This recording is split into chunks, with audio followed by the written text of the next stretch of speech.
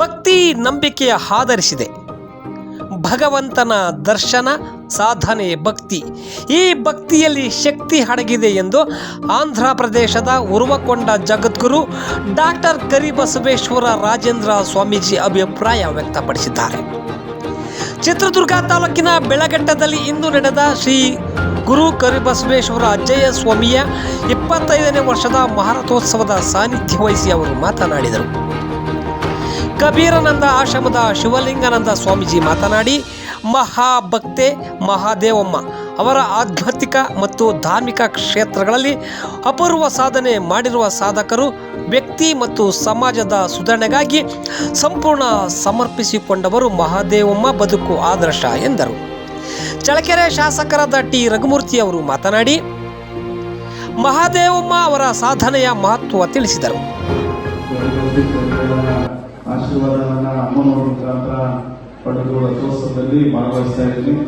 ಕೆಲವೊಂದು ಸಂದರ್ಭದಲ್ಲಿ ನನ್ನ ವೇದಿಕೆ ಕಾರ್ಯಕ್ರಮಕ್ಕೆ ಬೇರೆ ಬೇರೆ ಕಾರಣಗಳಿಂದ ನಾನು ಭಾಗವಹಿಸಕ್ಕಾಗಿರಲಿಲ್ಲ.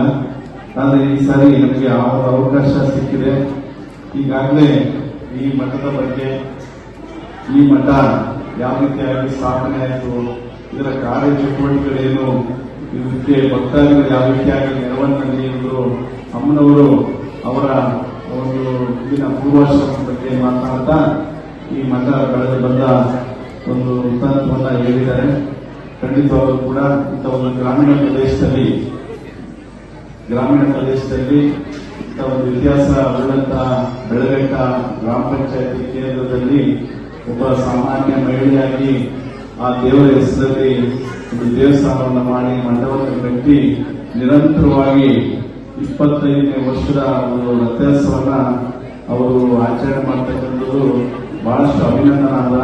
ಈ ಸಂದರ್ಭದಲ್ಲಿ ನಾನು ಅವರಿಗೆ ವಿಶೇಷವಾಗಿ ಅಭಿನಂದನೆಗಳನ್ನ ಸಲ್ಲಿಸ್ತೀನಿ.